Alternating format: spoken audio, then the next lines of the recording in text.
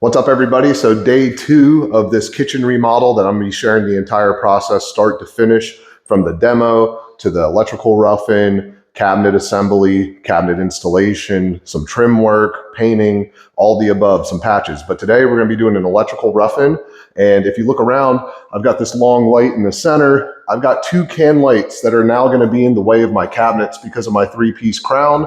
And then I've got some can lights over the bar, and we're going to add some lights over here. So essentially what we're going to do today is I'm going to move these can lights right here so that they're out of the way of the crown molding. I'm going to add 3 right here in line with those, get rid of this big light, and then I'm going to add 3 over here above the bar and 2 over this door area over here. So I've got my can light rough-in to do, and then I'm going to also be roughing in all the under cabinet lights through the entire room. And essentially what I'm going to do is I'm going to put an old work box on one of the receptacles, jump my electrical up. I'm going to put some holes in the wall and rough in all my wires for that also. So I'll take you step by step through the entire process and show you how I get it done. Here's a quick look at all the materials we're going to be using today. First, I've got these wafer lights. I like these a lot because you could hit a ceiling joist and it still will work out for you. You don't have to go off of the rack of the ceiling joist. You could put the holes wherever you want them. You simply just have this little junction box that has a wire that connects to your light. You stub your cable through here, and then I've got some NM cable plastic inserts to protect my wire. These are the under cabinet lights I'm going to be going with. I like to buy these first. I'll show you later because there's a knockout on the back of these as well. And where you put your wire is important for the knockout on the box, or you'll be drilling your fixtures out to get your wire in. I've got some LED dimmer switches. Make sure if you're dimming LEDs, you get a switch that's compliant with LED. Sometimes it won't work otherwise. And just some simple other things like some wire connectors and some ground crimps. I got 12-2 wire because I'm gonna be working on a 20 amp circuit, and it requires 12 gauge wire. I got some old work boxes too for the outlets we're gonna be adding, and then just a simple list of tools. I've got a 6-inch hole saw, and I've got my drills. I've got an oscillating saw for my holes, some linemen. I've got some crimps, some strippers, electrical tester, and I call this a little wiki, but this is also just a tester to see if you're working with live wires or not. So let's get to work.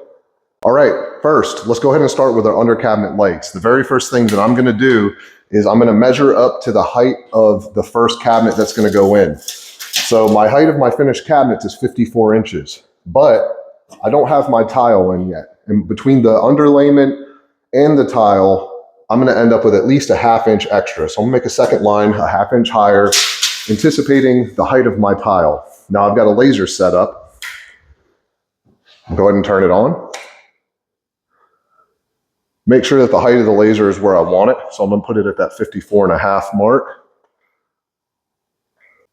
And I'm within 1/8 of an inch right there, which is perfectly fine for what I'm doing right now. So the very next thing that I want to do is I want to strike out my entire kitchen. So I know what boxes are going where. So right now I'm going to go ahead and I'm going to mark where every single cabinet is before I decide where I'm going to put my lights, because I want to make sure that my lights are centered on my box.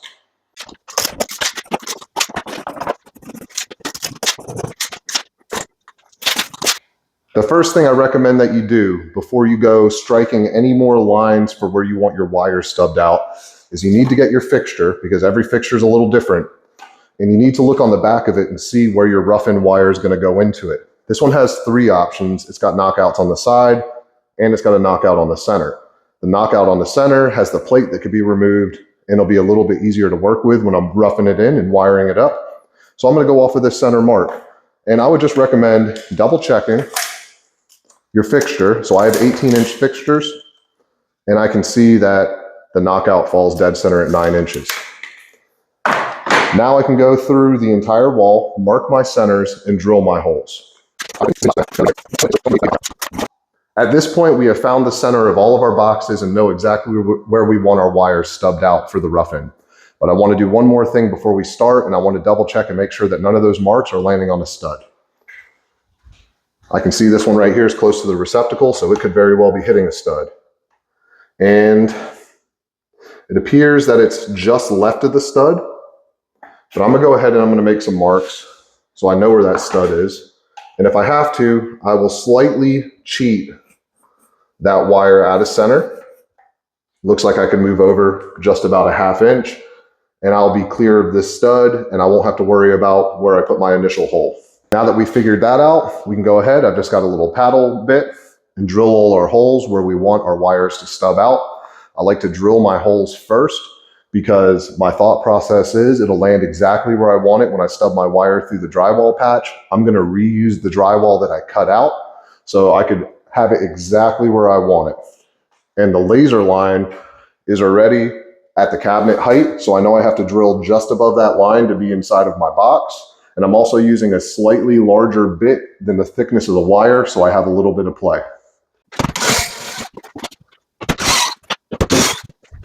Now that I've got all my wire holes drilled for the rough-in, I'm gonna go ahead and move my laser line because I'm gonna cut a hole that needs to be thick enough for me to be able to comfortably get my arm into the wall and drill out all my studs. So I'll drop the line down, cut it with an oscillating saw, and then I'll lift it up at the end after that, making sure that I can fit my arm in there, and I'll cut the top out after that. So I'm gonna drop the laser line down, make my cut, lift it back up, make my cut, and I'm going to try and save the drywall while I'm doing it. Another thing that you can keep in mind when you're about to put your hole in the wall is the height of your sheets. Now, I know the cabinets finish at 54 inches, and I know that these sheets were staggered on the side horizontally at 48 inches. You don't want to cut too close to that seam or past that seam, or you won't be able to save the drywall. You're going to have to put something new in. So I only dropped it down a little bit, and then I'll compensate and go up a little bit higher, but I want the wire to be very close to where this is, where my rough-in holes are, and not too much higher, because I don't want to end up having to risk hitting the wire when I'm drilling my cabinets. The screw's gonna be inside of the box, so I know if I rough in at the same height that I drilled my rough-in holes, that I won't have to worry about hitting a wire also. And you could put some nail guards on it as well, but I just like to think of that. I'd throw a dust mask on. I just don't feel like breathing in all the drywall dust this morning.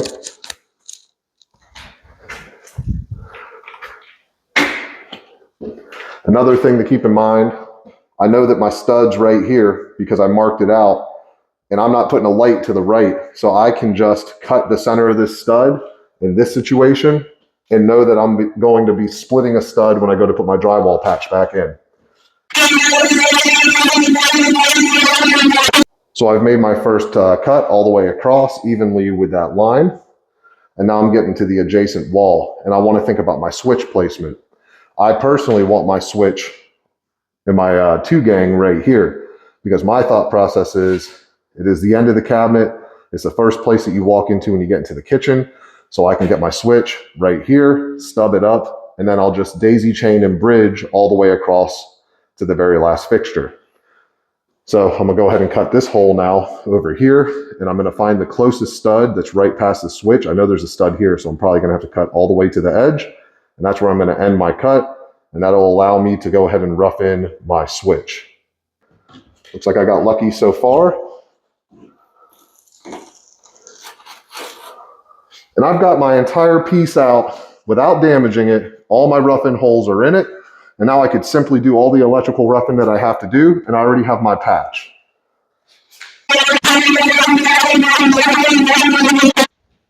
Same thing, we're gonna try and get this out without breaking it. This one's a little longer, so I could very well break where there's a drywall seam.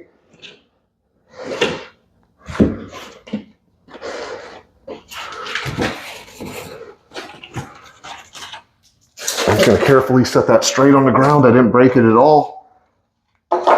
Perfect. This plastic out of the way.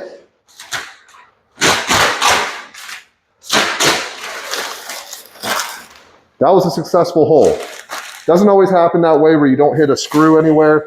I did try to guesstimate where I thought the sheet started, 48 inches. I figure a screw's there, and then there's probably a screw. I can see one right here. So the guy who first originally installed this drywall just did his regular break, 12 inches or whatever between, and I luckily found the center of that. Now we're ready to rock and start drilling some holes.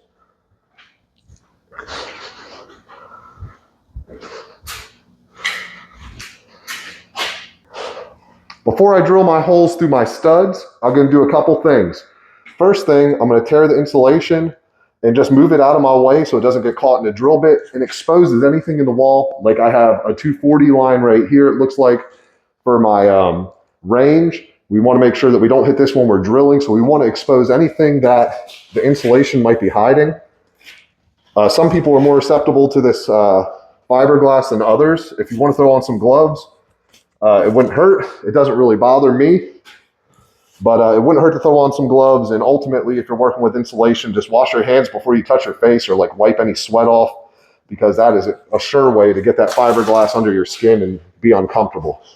Second thing I want to do is, like I said, I want my holes to be the height of the rough-in that I chose off of that. So I could simply measure to the hole that I have, but I already know that's at 54 3/4 inches from what I measured off of the ground.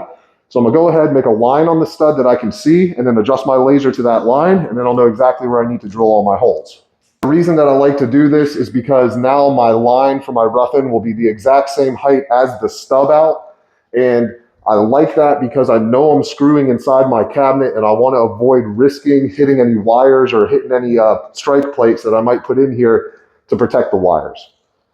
Let's go ahead and drill our holes. I just got a 1/2 inch bit on here, and really the only one I foresee being a little bit of trouble is this corner, but thankfully I don't have an outside corner for the framing. It's open, so I know I can make that bend. And when I'm drilling my holes, my goal is, for one, like I discussed, I want to keep in the center of this laser line.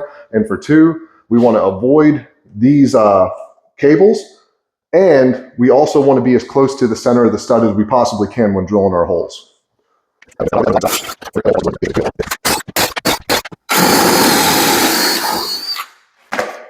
Got my 250 foot of Romex. I'm gonna keep it somewhat in the plastic so I don't have to make a huge mess. Let's see, looks like from right here would be easiest. So just make a little hole, and I can start getting my wire. So the first thing I'm gonna do, I'm just gonna start feeding it through all the holes. So I'm gonna go to that first cabinet light, which is right here on this X actually, so I went a little too far. I like to stub out about 1 foot. We don't want to waste too much wire. I feel good about that right there. I'll come over to this side, do about the same thing, give myself about 1 foot, and then I'm going to make a cut. I have to bridge all of my wires from where I'm going to put my switch. So there's going to be 2 wires in all these other light fixtures where you're going to tie them together inside the fixture. And just to keep my job a little bit neater and keep my wires together where I want them, I'm going to center them on my X's. So I've got an X right here. And I wanted to leave a little bit of slack in the wall in case there was ever an issue and they needed some extra wire. I'm gonna bring them both together right where that X is, get my zip tie, and inside the wall, I'm gonna go ahead and just zip tie both of these tight together.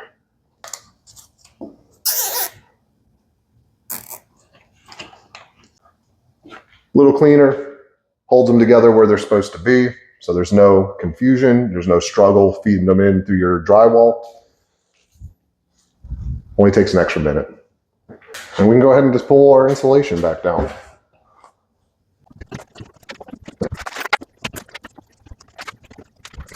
The last thing we need to do to tie all of our rough-in wires to a switch is I've got to throw a 2-gang old work box in the wall. So I'm going to first kill the breaker. I don't want to get shocked. And then once I kill the breaker, I'm going to take the receptacle out, and then I'm going to cut my hole to fit that old work box. So let's get this little wiki on there. Okay, I'm gonna kill the breaker.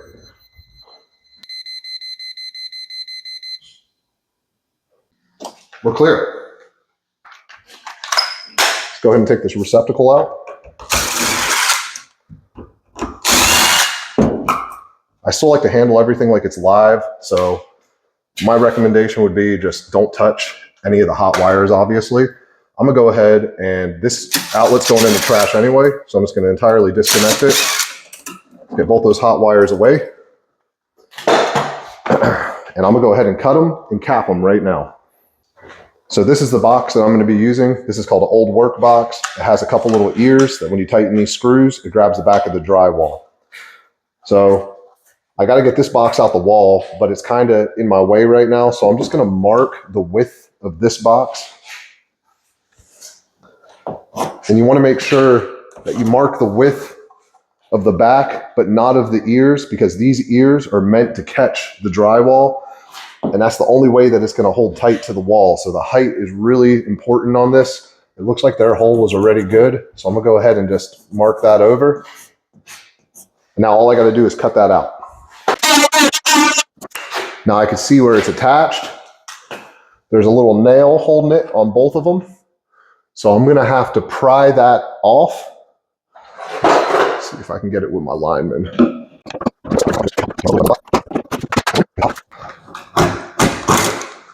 If you look at the box, there's some knockouts top and bottom. I'm gonna go ahead and knock out where I want my wires going in. I know both of these are for the recep, so I'm gonna go ahead and knock them out on the right, and I'll put my switch on the left. And all you do is with a Phillips head,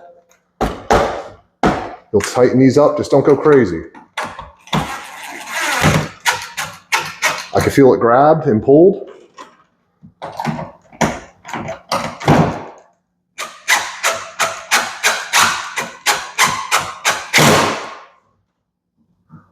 That's in.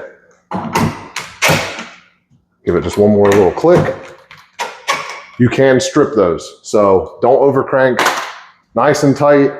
Wires are in the box, and we're jumped all the way across the room now. And all we have to do is put our reset back in, jump off of our reset over to our switch, and we're powered up. I'll be putting all of these on a dimmer switch. So I just need to jump the power over to this switch. And what I'm going to do is, if you look at your receptacles, the way they had this originally was, you see there's two holes in it. So they had the wires bridged together, because this is a bridge right here. You could snap that little tab off and you eliminate the bridge. But what I'm going to do is, I'm just going to go ahead and tie them together in the box, and then run one power to here, and then I'm going to jump my power off of the other hole to my switch. I don't want to tie 4 or 5 wires together. It doesn't make sense. I'll just tie the two together and bridge it straight to the switch. Hot goes to copper, neutral goes to silver, ground goes to green. So let's separate our wires, make sure we get the right one. This is my switch. This is my receptacle hot feed. So that's a little bit more wire than I need. Make them about the same length. I like to do that.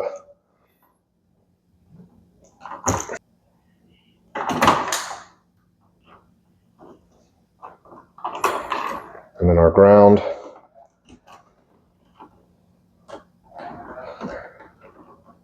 Now when you're putting these in, it should be line side in on this also.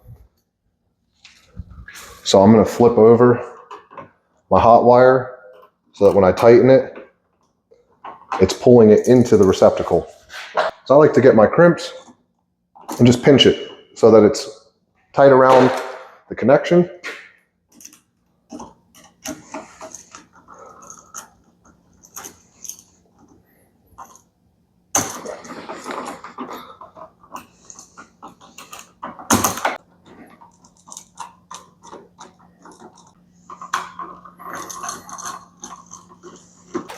Now we just need to bridge from here over to our new switch. We get another wire. Again, we're just going to cheat some wires out of here. Just need the neutral and the hot feed.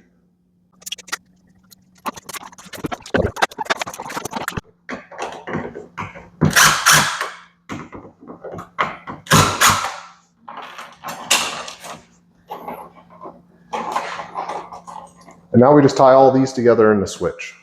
We're going to put in our dimmer switch. This is a 3-way or a single pole. I've just capped the traveler for a 3-way, and I'm going to use it as a single pole. All you need to do is your black goes to hot, your red goes to your traveler for your lights. So I'm going to look in here, make sure I got the right one. This is my bridge. So this one's going to go to the black because that's my constant hot feed. I'm going to shorten it too because I'm ending up with a lot of wires in this box. Cut it. And this is a smaller gauge wire, so I'm just going to throw a wire nut. I'm not going to use the connectors. I don't feel confident with that little wire. And then all I got to do is tie my two neutrals together in the box.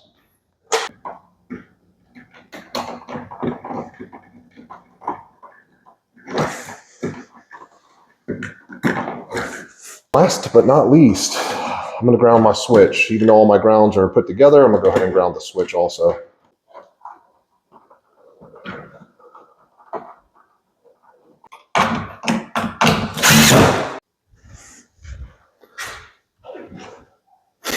Now let's check our switch. So we've got power. We jumped off of that over to this. I'm gonna hit this, one of these. I think it's this one. There's this one right here. So I've got power.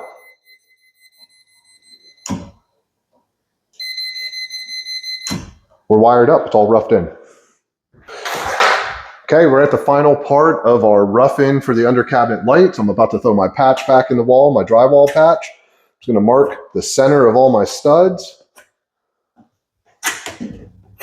Okay, so I marked all my studs. Now I'm gonna throw my drywall patches in. If you're not comfortable or you think that you might be screwing something in the wall, go ahead and put yourself up some nail guards.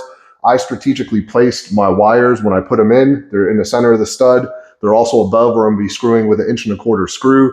I have no risk of hitting them. It's behind the cabinet, and it's also gonna be behind a quartz backsplash. So I'm not gonna put the nail guards up. There's nothing gonna be screwed there. But if you think you might, go ahead and throw some nail guards in. It could never hurt.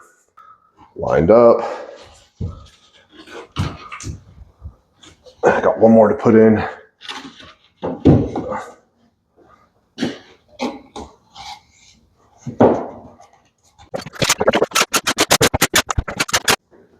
And that's it, guys. We've got it all patched up. I got a couple more screws to throw in. I got this side to throw in, but you can see with the right technique, it's not too bad.